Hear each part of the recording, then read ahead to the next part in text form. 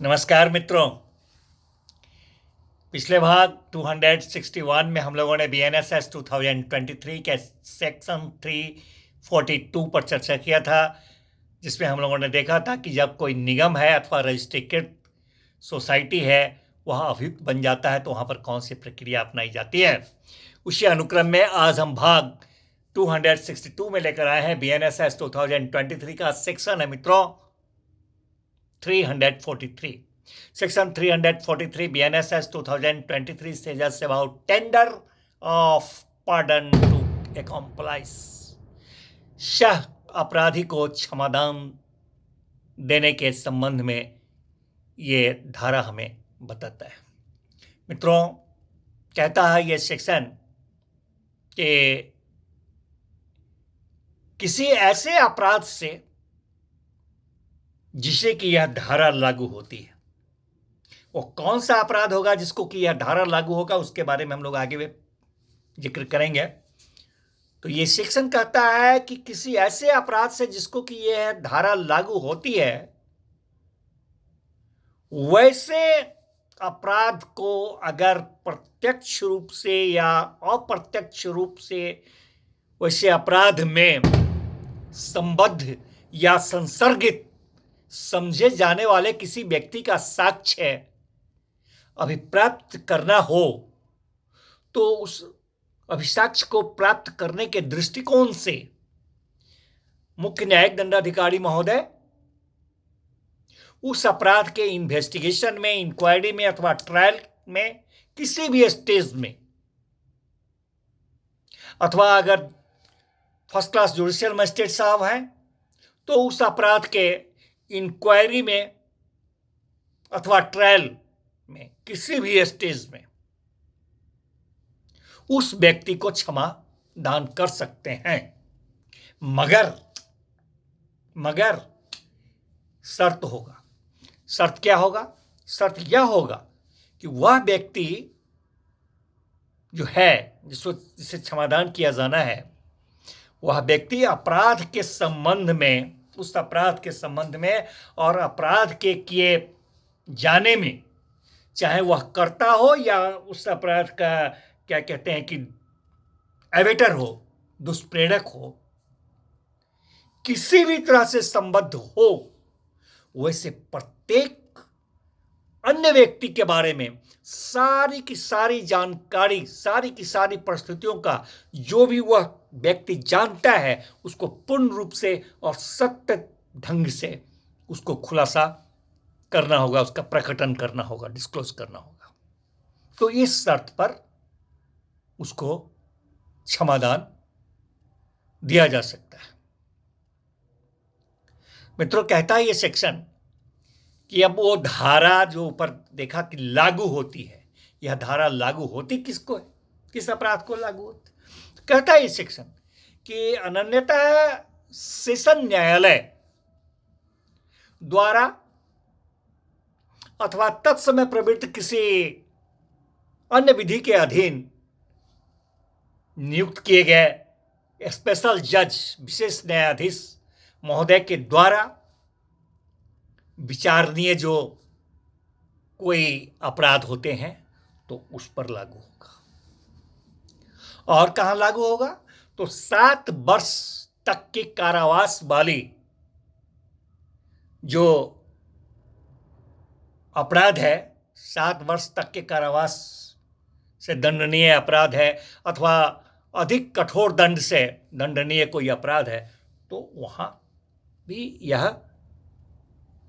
इसका धारा जो है सो लागू होता है। और वैसे अपराध के लिए कहता है ये सेक्शन कि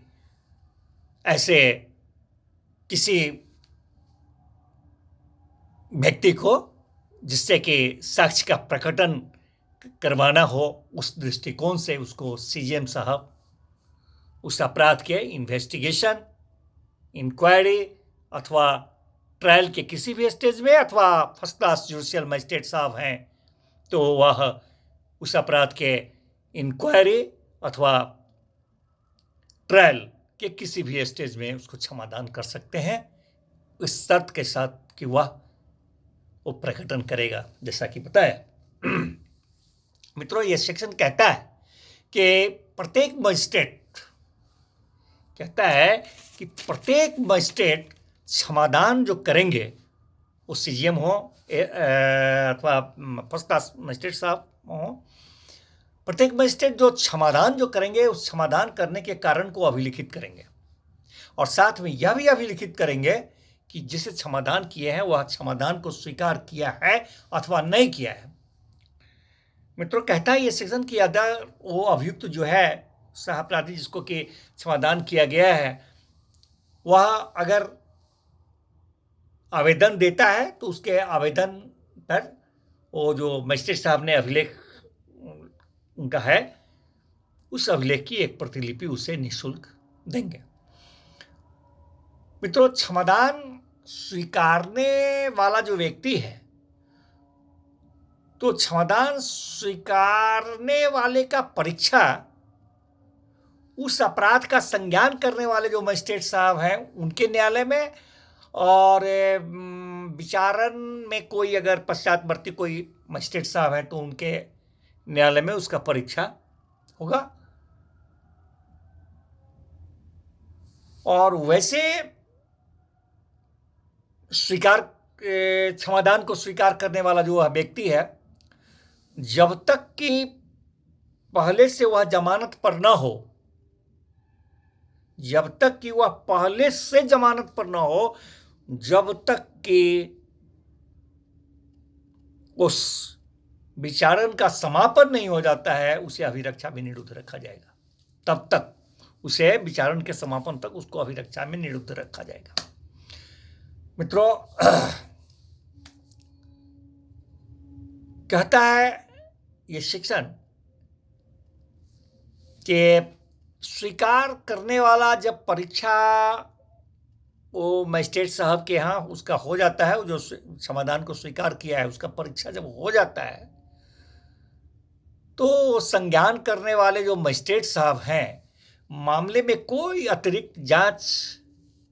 किए बगैर उस मामले को, यदि वो मामला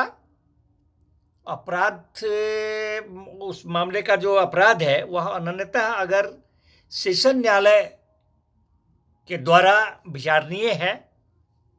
तो सेशन न्यायालय को, और अगर संज्ञान लेने वाले सीजीएम साहब हैं तो उस न्यायालय को कमिट कर देंगे, सुपुर्द कर देंगे। और यदि अपराध तत्समय प्रवृत्त किसी अन्य विधि के अधीन नियुक्त किए गए विशेष स्पेशल जज, विशेष न्यायाधीश महोदय के न्यायालय द्वारा विचारणीय है, तो उसे उनके न्यायालय में सुपुर्द कर देंगे, कमिटमेंट वहाँ कर दिया जाएगा। और किसी अन्य दशा में मामला को सीजीएम साहब के हवाले कर देंगे, जो कि उस अपराध का विचारण स्वयं करेंगे। धन्यवाद मित्रों, मिलते हैं फिर नेक्स्ट भाग में नेक्स्ट सेक्शन के साथ।